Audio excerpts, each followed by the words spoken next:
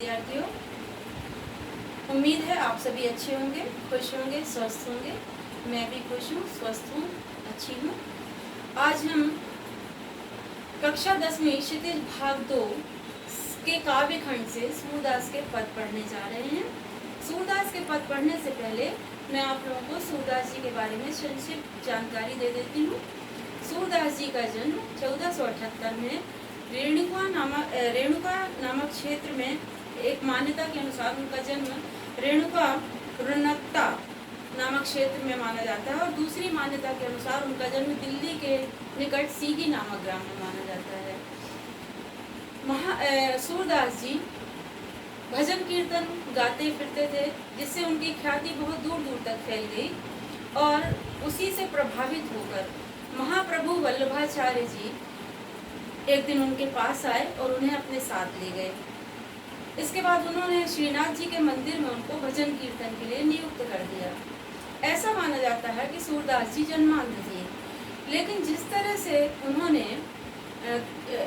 कदम्ब के किनारे, यमुना के किनारे के दृश्यों का, प्राकृतिक सौंदर्य का, कृष्ण की बाल लीलाओं का, रंगों का, कृष्ण के रूप सौंदर्य का जिस तरह से चित्रण किया है, उससे ऐसा लगता है कि वे जन्मांध नहीं थे। पर विद्वानों में आज भी मतभेद है कि सूरदास जी जन्मांध थे या बाद में अंतिम हुए थे। खैर, इसके बाद हम देखते हैं सूरदास जी ने 3 महत्वपूर्ण ग्रंथ लिखे, सूरसागर, सूरसारावली और साहित्य लहरी, जिनमें सूरसागर उनको उनके बहुत ख्याति मिली और उन्होंने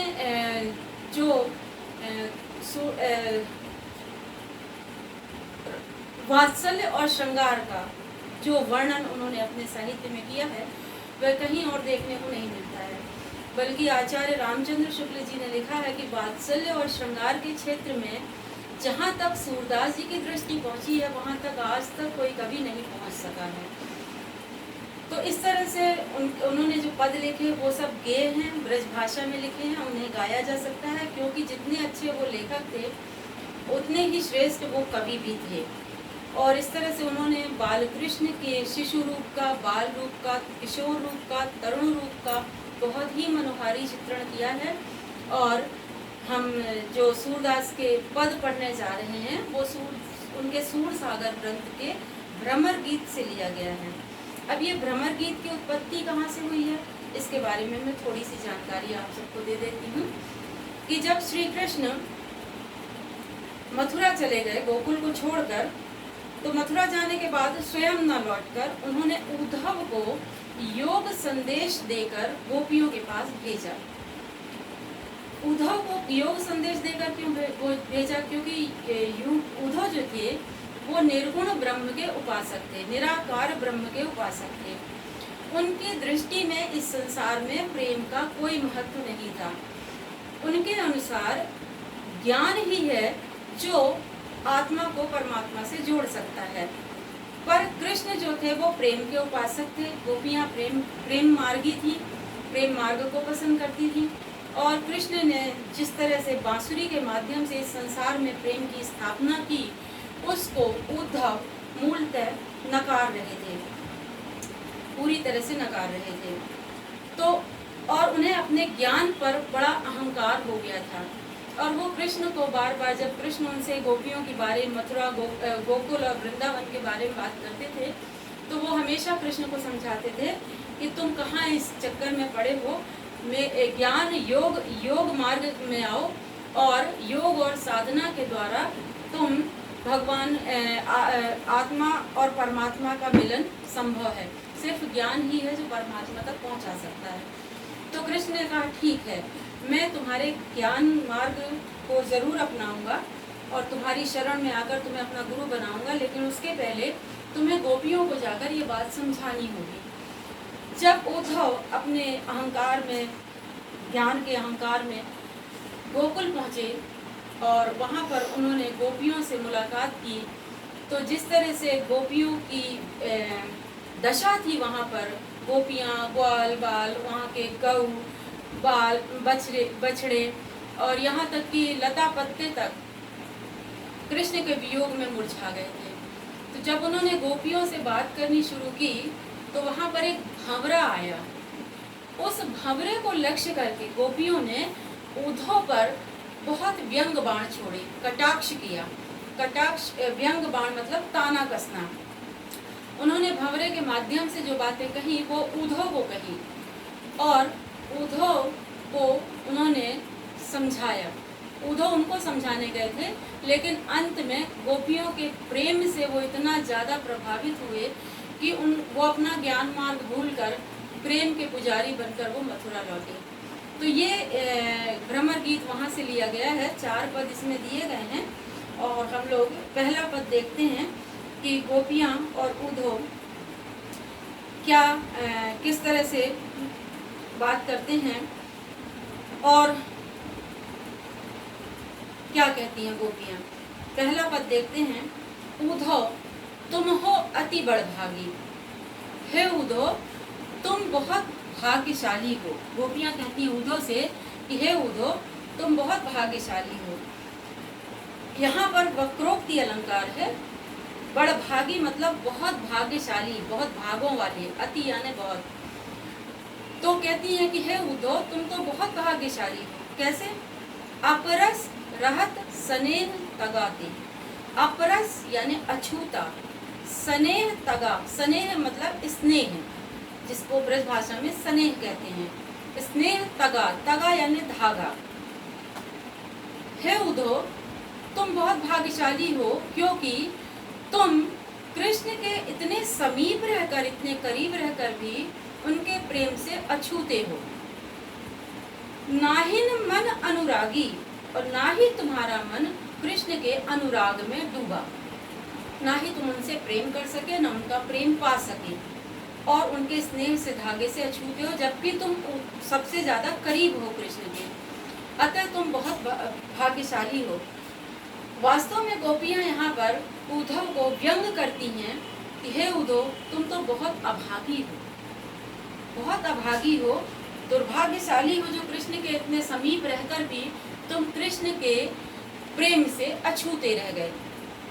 तुम्हारी दशा कैसी है उद्धव? हम बताते हैं कि पुरीन पात रहत जल भीतर, पुरीन पात रहत जल भीतर। पुरीन पात यानी कमल के पत्ते।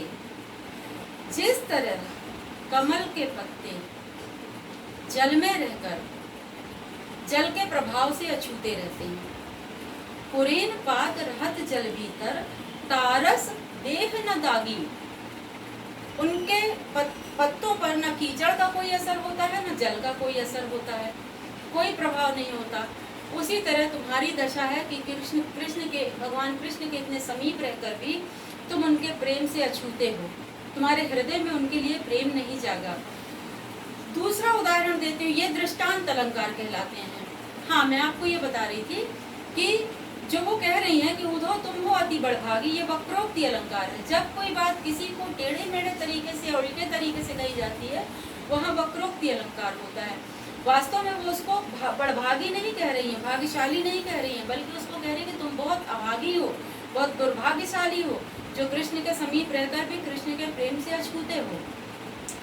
यहाँ पर जो उन्होंने पुरीन पात रहत जल भीतर एक दृष्टांत दिया है, उदाहरण दिया है, यहाँ दृष्टांत अलंकार है। और इसके बाद वो कहती हैं कि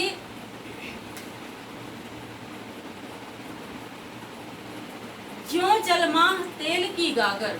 जिस तरह, हे उद्धव, जिस तरह जल के में तेल की गागर होती है, तेल से लिपटी हुई, तेल से चुपड़ी हुई गागर को यदि जल में डाल दिया जाए, या तेल से भरी हुई गागर को जल में डाल दिया जाए, तो जल का प्रभाव तेल पर बिल्कुल नहीं होता है। आप देखते हैं अपने जीवन में कि जल के ऊपर, जब पानी के ऊपर अपन तेल डालेंगे तो तेल अलग रहेगा, पानी अलग रहेगा, वो कभी मिक्स नहीं होता है।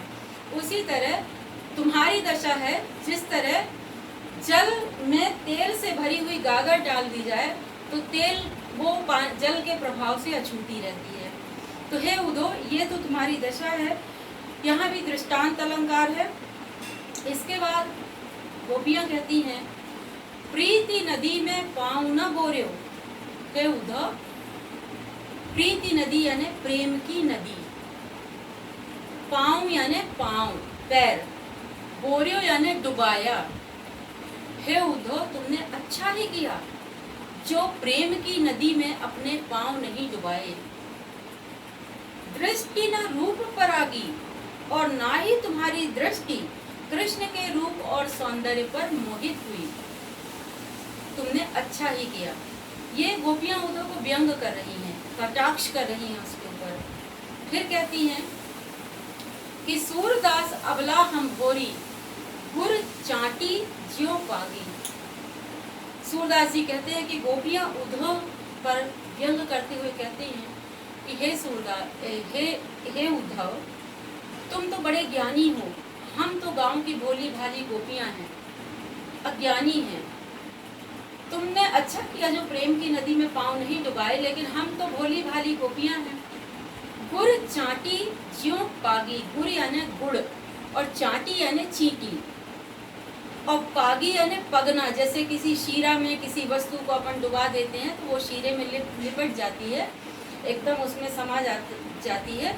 उसी तरह हमारी ये दशा है कि जिस तरह गुड़ में चींटी लिपट जाती है, उसी तरह हम भी कृष्ण के प्रेम में पूरी तरह सराबोर हो चुके हैं, पूरी तरह लिप्त हो चुके हैं, पूरी तरह डूब चुके हैं। इसलिए जिस तरह चींटी को गुड़ से अलग नहीं किया जा सकता, उसका मरना भी वही होता है, उसका जीना भी वही होता है। इसलिए उसी तरह हमारी भी वही दशा है कि हमारा मरण भी कृष्ण के प्रेम में है और जीवन भी कृष्ण के प्रेम में है। हम तो पूरी तरह कृष्ण के प्रेम में डूब चुकी हैं। ये था पहला पद। अब हम दूसरा पद पढ़ेंगे। दूसरे पद में देखिए गोपियां उद्धव से क्या कहती हैं। मन की मन ही मांझ रही, हे उद्धव। दूसरा पद, उद्धव से गोपियां क्या कहती हैं। मन की मन ही मांझ रही, हे उद्धव, हमारे हृदय की प्रेम भावना तो हृदय में ही रह गई। मन की मन ही मांझ, मांझ यानी मैं, मन की मन ही मांझ रही, हमारे मन की बात मन में ही रह गई। हमारे हृदय की प्रेम भावना तो हमारे हृदय में ही रह गई। हम कृष्ण से कहना चाहते थे पर वो भी नहीं कह पाए। कहते हैं ना कि जब हृदय की बात अगर किसी के साथ बांट लो तो दुख कम हो जाता है, पर गोपियों का दुख कम नहीं हुआ। इसलिए वो उद्धव से शिकायत करती हैं कि हे उद्धव, हम क्या करें, हमारे हृदय की प्रेम भावना तो हमारे हृदय में ही रह गई। आगे कहती हैं, कहिए जाई कौन पे उद्धव, नाही परत कही। हे उद्धव, तुम ही बताओ कि हम किससे जाकर कहें। हमारे हृदय की प्रेम भावना जो कृष्ण के प्रति है वो कृष्ण से कह नहीं पाए। अब तुम ही बताओ कि हम किससे जाकर कहें। और ना ही परत कही, और ये ऐसी भावना है जो हर किसी से कहीं भी नहीं जा सकती, हर किसी से कहीं भी नहीं जा सकती। तो हम क्या करें, हमारी विरह व्यथा तो और अधिक बढ़ चुकी है। इसके आगे गोपियां कहती हैं कि अवधि आधार आस आवन की, अवधि आधार आस आवन की तन मन विथा सही। अवधि यानी समय, निर्धारित समय, आधार यानी आधार, आस यानी आशा, उम्मीद, आवन की यानी आने की। तो कृष्ण के आने का जो इंतजार था वही तो हमारे जीने का आधार था। तुम्हारे आने से पहले हम बहुत खुश थी, क्योंकि कृष्ण हमें कहकर गए थे कि वो आएंगे वापस, और हम उसी बात को लेकर कृष्ण का इंतजार कर रहे थे। तो अवधि आधार आस आवन की, कृष्ण के आने का जो उम्मीद थी, जो आशा थी, वही तो हमारे जीने का आधार थी। लेकिन तुमने आकर हमसे वो आधार भी छीन लिया। तुमने आकर जो हमें ये योग संदेश सुनाना शुरू किया है, उससे तो हमारी ये उम्मीद भी छिन गई कि कृष्ण वापस आएंगे। तन मन विथा सही, उस आशा के सहारे, उस उम्मीद के सहारे, उस इंतजार के सहारे हम अपने तन और मन की व्यथा को सहे जा रहे थे। एक उम्मीद थी, एक आशा थी कि कृष्ण एक न एक दिन आएंगे, लेकिन तुमने आकर हमसे वो उम्मीद भी हमारी छीन ली। आगे गोपियां कहती हैं कि अब इन जोग संदेशनी सुनी सुनी, विरहन विरह दही, विरहनी यानी विरहणी, और विरह यानी विरह व्यथा, और दही यानी दहक उठी है, भड़क उठी है। जोग संदेश यानी योग संदेश, योग साधना का जो संदेश तुम लेकर आए हो उसे सुन सुनकर हे उद्धव, तुम ये जो निर्गुण ब्रह्म का उपदेश हमें दे रहे हो, जो तुम योग साधना का संदेश लेकर आए हो, ये हमारे लिए बहुत पीड़ादायक है, क्योंकि तुम्हारे इस संदेश को सुन सुनकर हमारी विरह व्यथा और अधिक दहक उठी है और अधिक भड़क उठी है, कम नहीं हुई है बल्कि और अधिक धधक उठी है।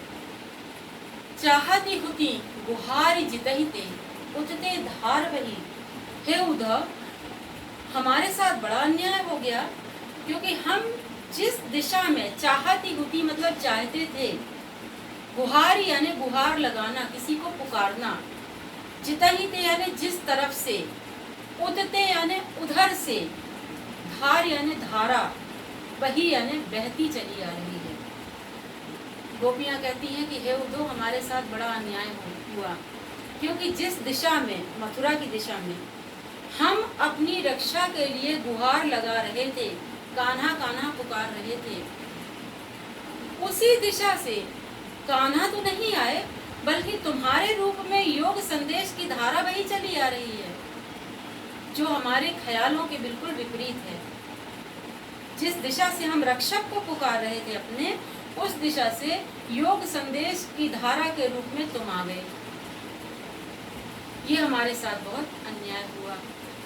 आगे गोपियां कहती हैं कि सूरदास अब धीर धरे ही क्यों, मर ज्यादा न लगी। सूरदास जी कहते हैं कि गोपियां बहुत चतुर हैं, वाक पटुता में उनकी वाक कला बहुत सुंदर है। कहती हैं कि हे उद्धव, सूरदास अब धीर धरे क्यों। सूरदास जी कहते हैं कि गोपियां उद्धव से कहती हैं कि अब तुम ही बताओ हम कैसे धैर्य धारण करें। धीर धरे ही क्यों यानी धैर्य कैसे धारण करें।